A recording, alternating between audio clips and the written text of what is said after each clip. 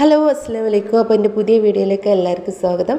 Subscribe ചെയ്യാതെ കാണുന്ന ആരെങ്കിലും കൂട്ടുകാരുണ്ടെങ്കിൽ ഒന്ന് സബ്സ്ക്രൈബ് ചെയ്ത് കൂടെ കൂടിക്കോളൂ. അപ്പോൾ ഇതാ ഞാൻ ഉണ്ടാക്കാൻ പോകുന്നത് നമ്മൾ സ്വന്തം മലബാറുകാരുടെ കുഞ്ഞിപ്പത്തിരിയാണ് കേട്ടോ.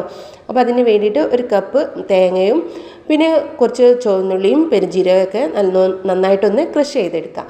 പിന്നെ വേണ്ടത് 2 കപ്പ് വെള്ളത്തിൽ നല്ല തിളച്ച് വരുമ്പോൾ അതുപോലെ തന്നെ 2 കപ്പ് അരിപ്പൊടിയും ചേർത്തിട്ട് നമ്മൾ നെയ്സ്പത്തിരിക്കൊക്കെ വാട്ടൂല അതുപോലെ വാട്ടിയെടുക്കാം കേട്ടോ. അതിലേക്ക് നമുക്ക് തേങ്ങയും ആഡ് ചെയ്യാം. അതൊന്ന് ക്രഷ് ചെയ്തെടുത്താൽ മതി തേങ്ങ. അപ്പോൾ ഒന്നായിട്ട് നന്നായിട്ട് വാട്ടിയെടുക്കുക. ഇത് പല സ്ഥലത്തും പല പേരാണ് കേട്ടോ. കുഞ്ഞിപ്പിടി എന്ന് പറയും, കുഞ്ഞിപ്പത്തിരി എന്ന് പറയും. നമ്മളെന്തായാലും കുഞ്ഞിപ്പത്തിരി എന്നാണ് പറയൽ. അപ്പോൾ ഒരല്പം തേങ്ങ വേണം. പിന്നെ കുറച്ച് ചുവന്നുള്ളി, വെളുത്തുള്ളി, കരിവേപ്പില, പെരുംജീരകം, മഞ്ഞൾപ്പൊടി ഇതൊന്ന് നന്നായിട്ടൊന്ന് നമുക്ക് വറുത്തെടുക്കാം കേട്ടോ. ഈ തേങ്ങ എന്തിനാന്ന് വെച്ചാൽ നമുക്കൊരു കറി വേണം, ഒരു ഇറച്ചിക്കറി ഉണ്ടാക്കുന്നുണ്ട് അതിലേക്കാണ്.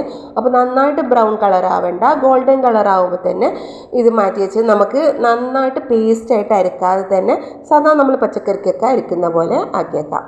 ബീഫ് ഞാൻ എല്ലാ മസാലകളും കൂട്ടിയിട്ട് ഞാനിതാ വേവിച്ച് വെച്ചിട്ടുണ്ട്. അപ്പോൾ നമ്മൾ സാധാ കറി വെക്കുന്ന പോലെ തന്നെ കേട്ടോ, അതിലൊരു വ്യത്യാസമില്ല. അങ്ങനെ ഈ അരിപ്പ് നമുക്കിതിലേക്ക് കൂട്ടിയിട്ട് നന്നായിട്ട് യോജിപ്പിച്ച് നമുക്കിതാ നന്നായി തിളപ്പിക്കുക.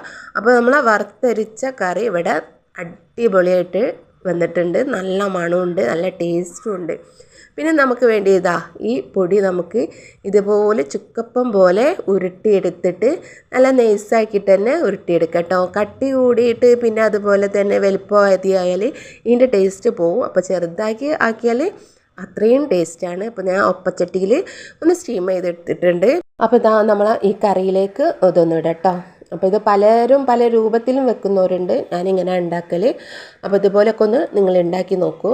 പിന്നെ ഇതിലേക്ക് നമുക്ക് കുറച്ച് വെളിച്ചെണ്ണയും കടുകും കരിവേപ്പിലൊക്കെ ഇട്ടിട്ട് ഒന്ന് വറവിട്ടെടുക്കാം കേട്ടോ.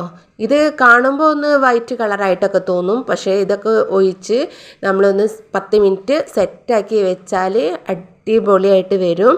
അപ്പോൾ എല്ലാവരും ഇതുപോലൊന്ന് ചെയ്ത് നോക്കൂ. കിടിലൻ ടേസ്റ്റാണ്, അടിപൊളിയാണ്. അപ്പോൾ അടുത്ത വീഡിയോ ആയിട്ട് കാണാം. എല്ലാവർക്കും ബൈ.